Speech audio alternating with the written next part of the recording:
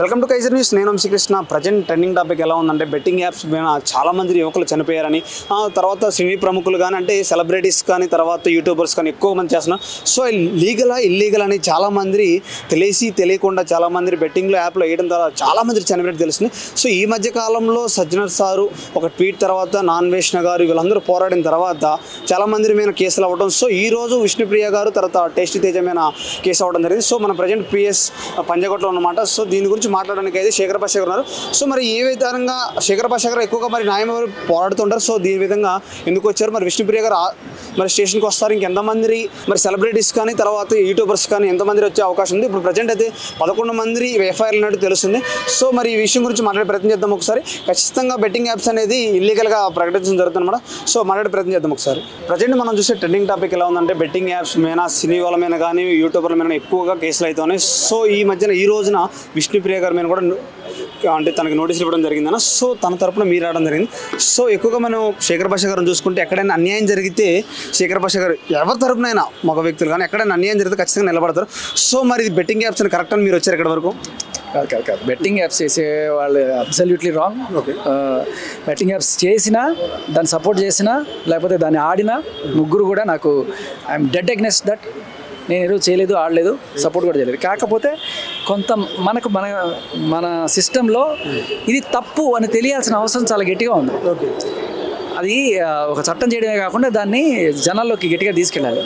ఇప్పుడు ఈ పరిణామం ఏదైతే ఉందో దీనివల్ల కొంతమంది ఆగుతారు, కేసులు పడ్డాయి, అమ్మో మనం ఇంకోసారి చేయకూడదు అనే అవేర్నెస్ వస్తుంది. బట్ ఇంత దూరం కూడా తెచ్చుకోకుండా జనాలకి ఇది గట్టిగా తీసుకెళ్ళాలి. సో వీళ్ళిద్దరు ఎవరైతే ఉన్నారో విష్ణుప్రియ అండ్ టేస్టీ తేజ, వీళ్ళు వెరీ అంటే బిగినర్స్ మిస్టేక్స్ అంటారు కదా, ఎల్కేజీ యూకేజీ లాగా, అంటే ఏమీ తెలియదు వాళ్ళకి. బేసిక్గా తెలియకుండా చేశారంటారు ఇన్ని రోజులు, ఇంత సోషల్ మీడియాలో ఉంటూ కూడా తెలియదు అంటారు వాళ్ళకి. తెలియదు, నిజంగా తెలియదు. అంటే నేను విష్ణుప్రియ చాలా దగ్గర నుంచి చూశాను కాబట్టి చెప్తాను. నిన్న కూడా అడిగా, అదేంటన్నా చేస్తే తప్ప చేయకూడదా అంటే, ఎక్కడున్నావు తల్లి నువ్వు చేయకూడదు అనేది. తర్వాత తనకి అవగాహన కల్పించడం కూడా జరిగింది. కానీ ఇప్పుడు చేయట్లేదు వాళ్ళు ఎప్పుడో 1.5 సంవత్సరం క్రితం ఏదో, అది కూడా నాకు తెలిసి సంబడి ఈ కోఆర్డినేటర్స్ వచ్చి వాళ్ళు లీగల్ అని చెప్పి చేస్తారు కదా, అలా వాళ్ళు కొంచెం బాల్తో కొట్టించినట్టున్నారు. But now Bigg Boss team అంతా కూడా ఎనానిమస్గా ఇంకా లీగల్ అయినా ఇల్లీగల్ అయినా ఎవరు అసలు బెట్టింగ్ యాప్స్ సపోర్ట్ చేయకూడదని డిసైడ్ చేసుకున్నారు. ఓకే, టేస్టీ తేజ అని చెప్పారు. మరి మీరు ఎన్ని చేశారని ఎంతవరకు సంపాదించారు వాటిలో? మరి అంటే చెప్తారు కదా, మీకు ఖచ్చితంగా మీరు పూర్తి ఇన్ఫర్మేషన్ తీసుకొని ఇక్కడ వరకు వస్తారు, నాకు తెలుసు. అంత లేదు, నేను అవన్నీ అడగలేదు. నేను అడిగా, అంటే ఏంటిది, ఏ బ్రాండ్ సపోర్ట్ చేసామని కూడా అడిగా. అది ఏందన్నా 2 ఏళ్ల క్రితం ఎప్పుడో చేసింది, అది నాకు ఏదో కూడా గుర్తులేదు. అంటే ఏదైనా ఉంటే చూడు మరి వీడియో అంటే కూడా గుర్తులేదన్నా, ఎప్పుడు డిలీట్ కూడా చేసేసాను నేను దాని గురించి అసలు అన్నాడు. ఇంకా అంటే వీళ్ళు పెట్టిన ఎఫ్ఐఆర్లో కూడా అది దేనికి చేశాడు అనేది కూడా రాయలే. ఎక్కువగా ఇప్పుడు సినీ ప్రముఖుల మీద కూడా ఎక్కువ అరెస్టులు అయితే చెప్తున్నారు చాలా మంది. వాళ్ళు వచ్చే అవకాశం ఉందా మరి స్టేషన్ వరకు? ఉంటుంది, ఖచ్చితంగా ఉంటుంది. అందరూ రావాలి. అది అంటే ఖచ్చితంగా ఒకటేంటంటే స్టేషన్కి రావడం అనేది ఇంపార్టెంట్. ఇప్పుడు వీళ్ళు కొంత భయపడ్డారనే మాట వాస్తవం. బట్ భయపడినా రేపైనా ఎల్లుండైనా సరే ఖచ్చితంగా వచ్చి వాళ్ళు ఒక చిన్న సంజయ్ ఏదైనా ఇచ్చుకొని will never do that and wheel support this cause. మేము కూడా మీ వంతు చేయగలిపి జనాలందరికీ చైతన్యం కల్పిస్తాం అనేది ఇంట్లోనే ఉంటుంది వీళ్ళు వచ్చినా కూడా. సో ఎవరైనా కూడా ఇక్కడికి వరకు రావడం అనేది, అమ్మో ఇంత పెద్దవాళ్ళు కూడా ఇక్కడికి వచ్చారు అంటే రేపు ఇంకోటి చేయడానికి భయం ఉంటుంది, విచ్ ఈస్ వెరీ గుడ్. ఒక యూట్యూబర్స్ తరపున కూడా మీరే నిలబడుతున్నారా? ఇమ్రాన్ ఖాన్ కానీ హర్షద్ సాయి ఖాన్ తరపున కూడా మీరే నిలబడుతున్నారా? మరి వాళ్ళ తరపున నిలబడేంత గొప్పని కాదు నేను, వాళ్ళు నిలబడగలరు. కొన్ని విషయాల్లో చాలా వాళ్ళకి పోటీ ఇచ్చారు కదా కొన్ని విషయాల్లో, అది వేరే. ఇప్పుడు మగాళ్ళ మీద తప్పుడు కేసులు పెడుతున్నారు అనే కోణంలో హర్షద్ సాయికి నేను సపోర్ట్ చేయడం జరిగింది. సో అది క్లియర్ కట్గా మనం చూసాం, అక్కడ ఉన్న సాక్ష్యాలు ఇవన్నీ కూడా చూసినప్పుడు. అంటే జనరల్గా తిరిగిన నాళ్ళు హాయిగా తిరిగేసి సడన్గా ఒక రోజు ఏదైనా కూడా వస్తే వెళ్ళి కేసులు పెట్టేసుకోవడం అది కరెక్ట్గా, దాని గురించి నేను ఫైట్ చేస్తాను. మరి యూట్యూబర్స్ కూడా వచ్చే అవకాశం ఉందా? వాళ్ళు ఏమన్నా మీకు కాంటాక్ట్ అవ్వడం కానీ మాట్లాడడం జరిగింది వాళ్ళతో ఎవరితో అయినా? ఈ 11 మందిలోనా ఎఫ్ఐఆర్లో ఉన్న 11 మందిలో ఇవాళ నాకు తెలిసి ఎవరు వచ్చే ఛాన్స్ లేదు. ఎందుకంటే అందరూ నాకు డైరెక్ట్గా కాకపోయినా ఇండైరెక్ట్గా కొంత పరిచయాలు ఉన్నాయి. సో చాలామంది ఊళ్ళలోనే లేరు.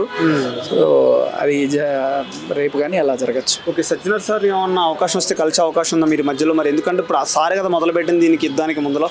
సో మీరు ఏమన్నా కలిసే అవకాశం ఉందా వీటి గురించి మరి? ఎస్ సార్, సజ్జనర్ గారికి ఒకవేళ కనుక చూస్తుంటే సార్ మా తరపు నుంచి ఒక చిన్న విన్నపం మీకు.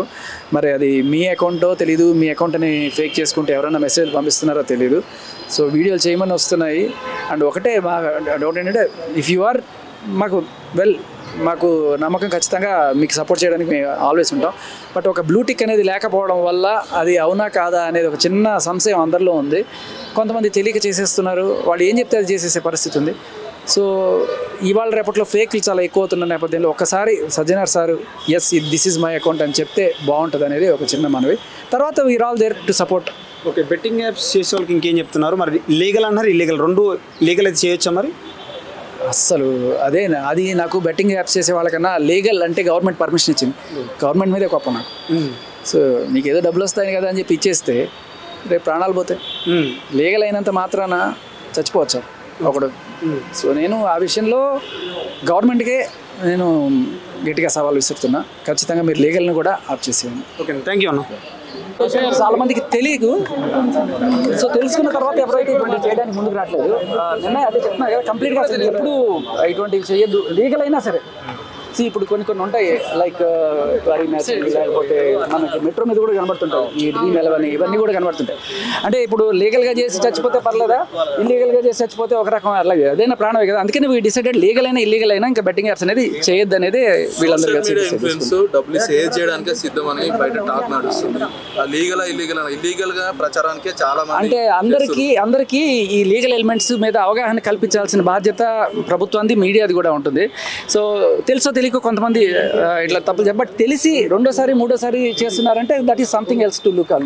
అంటే విష్ణుప్రియ కావచ్చు, టెస్ట్ గురించి మీరు వచ్చారు కదా, వాళ్ళు ఏం చెప్తున్నారు ఈ ఎపిసోడ్ గురించి? ఎప్పుడో 1.5 years క్రితము అది తెలియదు నాకు, ఎంత తీసుకున్నారో తెలియదు. ఇప్పుడు ఓన్లీ డబ్బులు తీసుకునేనా, లేకపోతే ఇప్పుడు ఎవరి దగ్గర నుంచి వాళ్ళకి ఎవరైతే అమౌంట్ పోగొట్టుకున్నారో వాళ్ళ దగ్గర నుంచి మన పర్సెంటేజ్ వీళ్ళకి వచ్చి వీళ్ళు కావాలని చేస్తున్నారు? అస్సలు ఐడియా లేదు. అసలు ఆ వీడియో ఏదో కూడా నేను అడిగాను, అంటే అసలు ఏం గుర్తులేదు భయ్ అన్నారు. ఎప్పుడో 1.5 years బ్యాక్ ఏదో, అది కూడా మేబీ లీగల్ యాప్ అనే అనుకుంటాను.